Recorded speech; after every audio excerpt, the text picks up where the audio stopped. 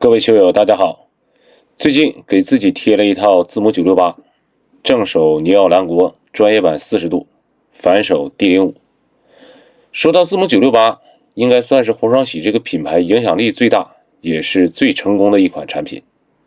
回忆一下，我前后打过了有10几支各种版本的968，借着今天的视频，我给大家讲一讲这些年字母968的变化。说的不对或者说的不全的地方，欢迎大家在评论区补充。最早的版本就是我手里这袋，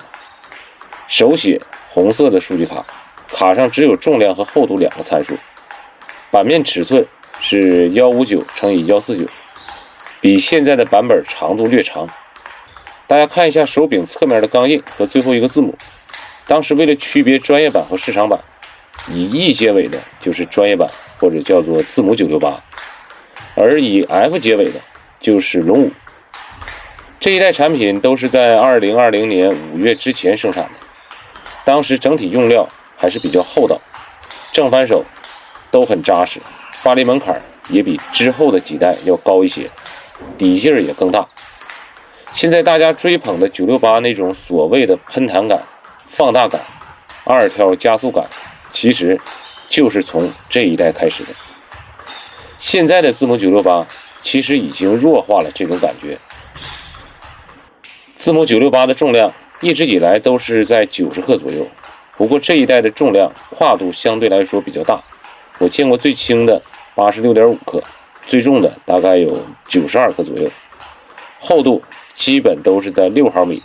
上下 0.1 毫米浮动。到了2020年5月左右，第二代产品问世，这一代的数据卡也是红卡，但是参数改为电脑打印了，而且数据卡的编号与底板、拍柄的编号也可以一一对应了。这一代的另一个变化就是取消了专业版字母 E 结尾，和龙5一样都是 F 结尾。再有就是拍柄钢印的字体也发生了变化，不过这一代和第一代相比，厚度依然维持在6毫米左右，整体性能其实和之前的差别并不是很大，但是价格会比第一代便宜了100-200元。2022年左右，字母968的白色数据卡版本出现了。这一代最大的变化，我觉得是底板的厚度由原来的6毫米左右调整到了 5.8 毫米左右。暂且不谈红双喜的选材、用料、工艺相比之前是否存在着差异，单纯打起来就会发现发力门槛明显变低，底板更加通透，中小力量下也会更加持球。不过带来的弊端就是底板的刚性整体下降，底劲儿也大不如从前。当时民间传说968要调6毫米左右的才最好打，就是从这一代开始的。相比于第二代，底板的价格也再次下调了100-200元。到了2023年下半年，红双喜又做出了调整，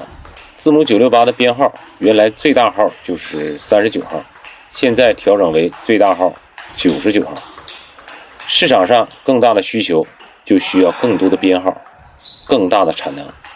但是产品的品质就更难保证了。这就好比一个老师原来教10名学生，现在要教40名学生，教学质量肯定会受到一定的影响。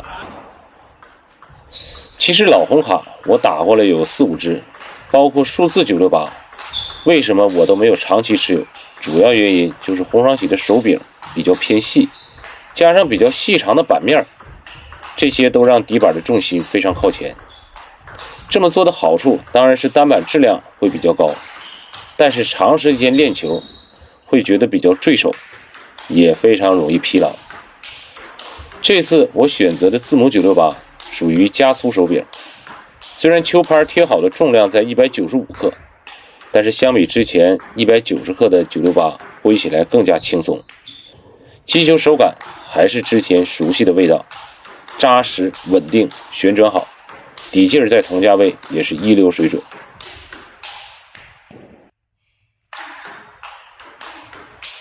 红双喜通过对968的几次调整，现在的官方数字和字母版本的扎实程度、底板的底劲儿都不如从前。其实最近在粉丝群里聊天，也有几个球友反映，现在的官方数字甚至还不如20年之前的老字母好打。不过考虑到现在官数和字母的售价相比之前有了20%到30%的降幅，至于是好是坏，还是留给消费者去评价吧。